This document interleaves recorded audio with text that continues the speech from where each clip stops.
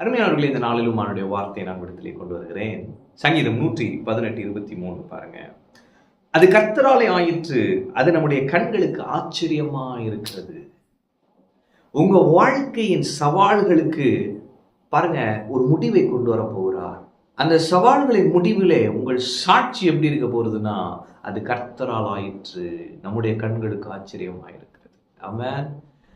தாவீது பாருங்க, தன்னுடைய சொந்த குடும்பத்தார் பகைக்கப்பட்டு அப்படியே அவன் அனுப்பிச்சிட்டாங்க. எங்க அனுப்பிச்சிட்டாங்க? ஆடு மேய்க்க. மூத்தவன் என்ன பண்றான்? அவன் மிலிட்ரியில இருக்கிறான். அடுத்து அவன் மிலிட்ரியில இருக்கிறான். சரி, தாவீது அவன் ஆடு மேய்ச்சிட்டு இருக்கான்.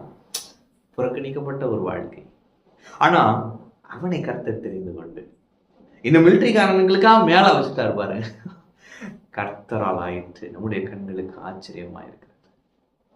உங்க குடும்பத்துல கர்த்தர் உங்களை உயர்த்த போகிறார். ஆமென். தீர்க்கதரிசனமா சொல்றேன். நீங்க கீழே இருக்கலாம், ஆனா ஆண்டு சொல்லாரு மேன்மையை வைப்பேன். ஆமென். தாவீதுகிட்ட போய் கேட்டீங்கன்னா அவர் சொல்வாரு, அது கர்த்தரால் ஆயிற்று, என்னுடைய கண்களுக்கு ஆச்சரியமா இருக்கிறது. யோசேப்பு பாருங்க, அவங்களுடைய சொந்த அண்ணன்மார் என்ன பண்ணிட்டாங்க? வெறும் குழியில போடுகிறார்கள். பின்பு அவனை விற்று போடுகிறார்கள். வெறுங்குழியிலும் போட்டாச்சு, வித்தும் போட்டாச்சு. அடுத்து அவன் அங்க போனா எகிப்துல அடிமை, அங்க போன ஜெயிலு. கடைசி முடிவை பாருங்க, எந்த சகோதரர் குழியிலே போட்டாங்களோ அவர்கள் வந்து குனிந்து வணங்குகிறார்கள். அது கர்த்தரால் ஆயிற்று, நம்முடைய கண்களுக்கு ஆச்சரியமா இருக்கிறது. எந்த எகிப்துல அவன் சிறைச்சாலையில் இருந்தானோ அதே எகிப்துல பார்வோனுக்கு அடுத்து போய் நிற்கிறான். அது கர்த்தரால் ஆயிற்று, நம்முடைய கண்களுக்கு ஆச்சரியமா இருக்கிறது. ஆமென். புதிய ஏற்பாட்டில் இயேசுடைய ஊழியத்தை பாருங்க, முதல் அற்புதம் கல்யாண வீட்டில் நடக்குது. திராட்சரசம் இல்லை. அவங்க அம்மா சொல்றாங்க, அவர் உங்களுக்கு என்ன சொல்லுகிறாரோ அதன்படி செய்யுங்கள். அவர் சொல்றாரு, வேலைக்காரரை பார்த்து, ஜாடிகளிலே தண்ணீர் நிரப்புங்கள். வெறும் தண்ணீர், ஒண்ணுக்கு உதவாத ஒரு தண்ணி தான், வெறும் குடிக்கலாம் வேணாம். அதை போய் எப்படி மாத்திட்டாரு? ருசியுள்ள திராட்சரசமாய் மாற்றி விட்டார். அது கர்த்தரால் ஆயிற்று, நம்முடைய கண்களுக்கு ஆச்சரியமா இருக்கிறது. உங்க வாழ்க்கையில நான் சொல்றேன், நீங்க சந்தித்து கொண்டிருக்கிற சவால்கள் எல்லாம் சாட்சிகளாய் மாறப்போகிறது.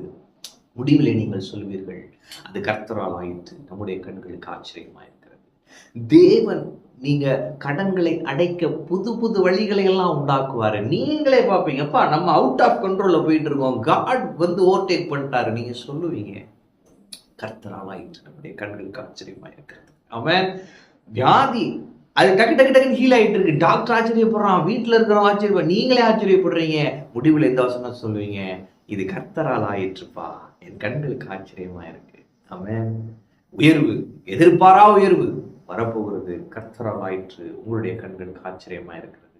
தேவன் பல ஆச்சரியங்களை உங்களுக்காக வைத்திருக்கிறார். அது கர்த்தரால் ஆயிற்று, அது நம்முடைய கண்களுக்கு ஆச்சரியமா இருக்கிறது. இதுவே நம் சாட்சியா இருக்க போகிறது. ஆமென். கர்த்தர் உங்களோடு இருக்கிறார். கர்த்தர் ஆசீர்வதிப்பார்.